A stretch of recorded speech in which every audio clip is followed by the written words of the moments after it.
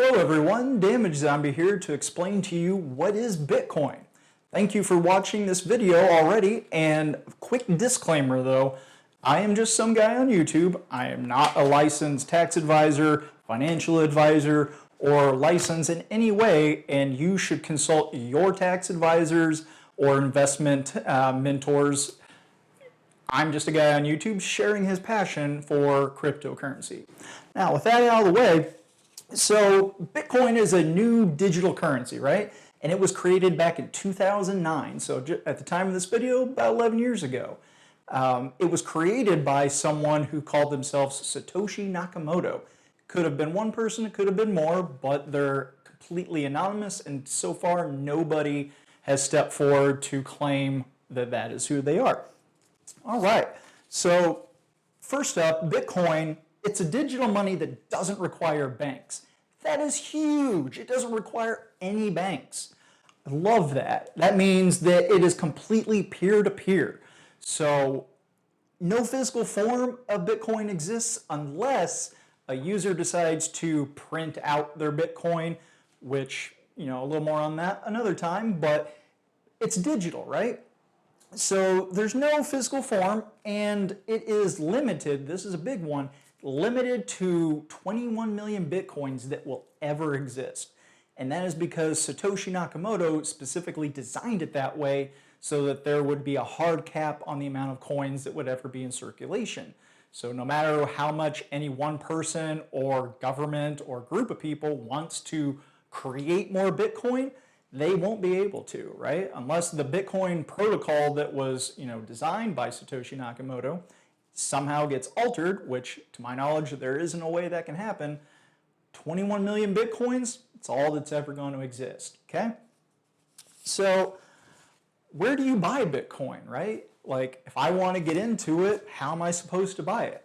Well, peer-to-peer, again, you can buy it through mobile apps. You can buy it through special ATMs that are worldwide, not so much here in the US, but there are ATMs where you can insert your fiat currency, so paper money, and it'll print out something you can scan to add Bitcoin to your mobile device.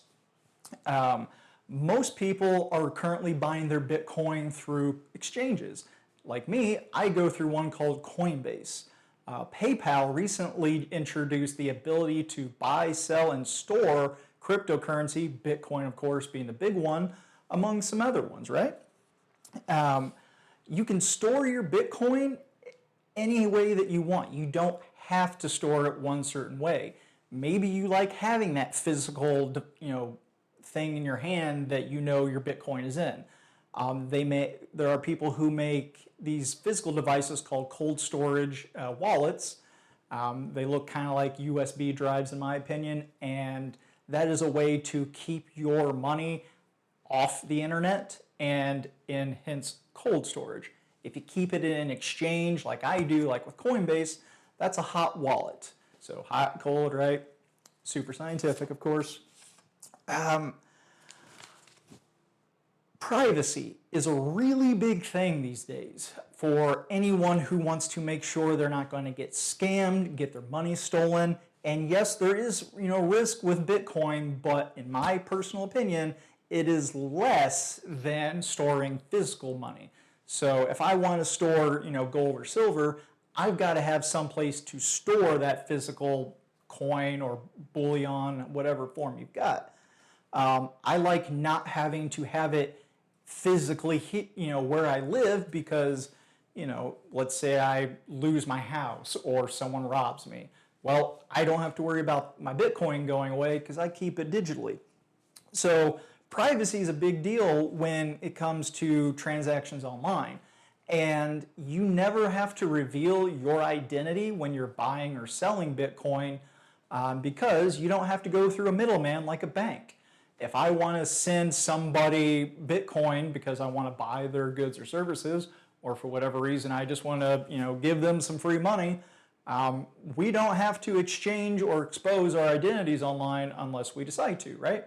Now, there is a way to reveal users' identities by, let's say there are some police organizations out there that claim and do have the software to trace wallet IDs and then figure out who's in control of those wallets, right? So if you've got any grand ideas for illegal activity, wouldn't recommend it because odds are you'll get found out. But for the average user, we're not going to know who owns what wallets unless they decide to identify themselves. Now, how do we track who's got what, right? Well, normally in a bank, if I want to go on a website like Amazon and buy something, I input my debit card that I've got with a local bank, and when I hit buy, that website sends a request to my bank saying, hey, this user wants to give us money, and they verify that I've got the money, and if I do, they'll deduct it out of my account and send it to another person, right? So why would you want Bitcoin? Well, with Bitcoin, you don't have to involve trusting a bank or another person.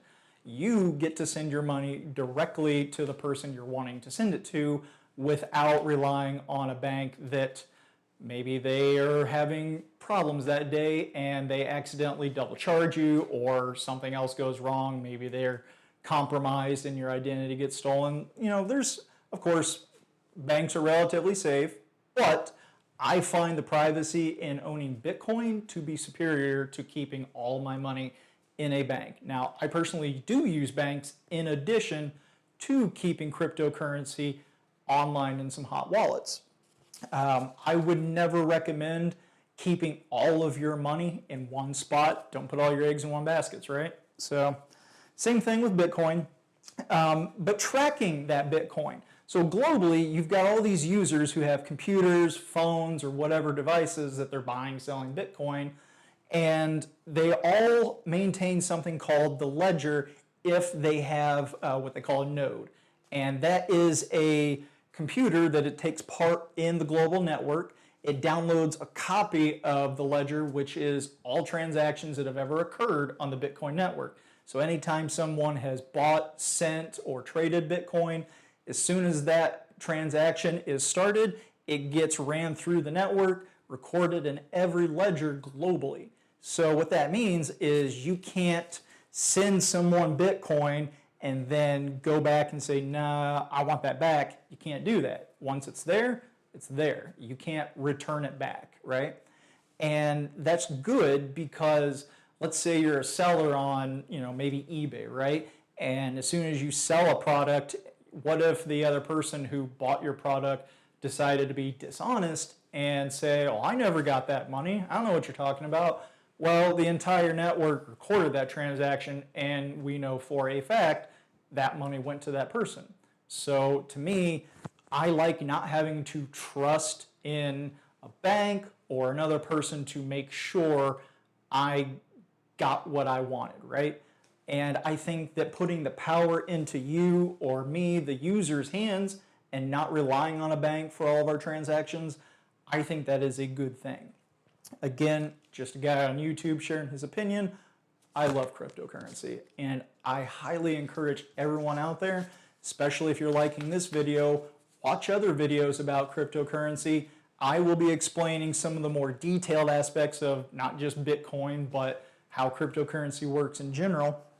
And it does so much, right?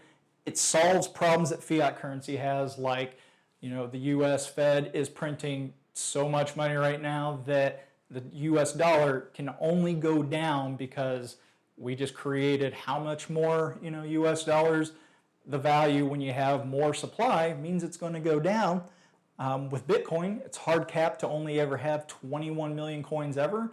So I don't have to worry about inflation or deflation, right?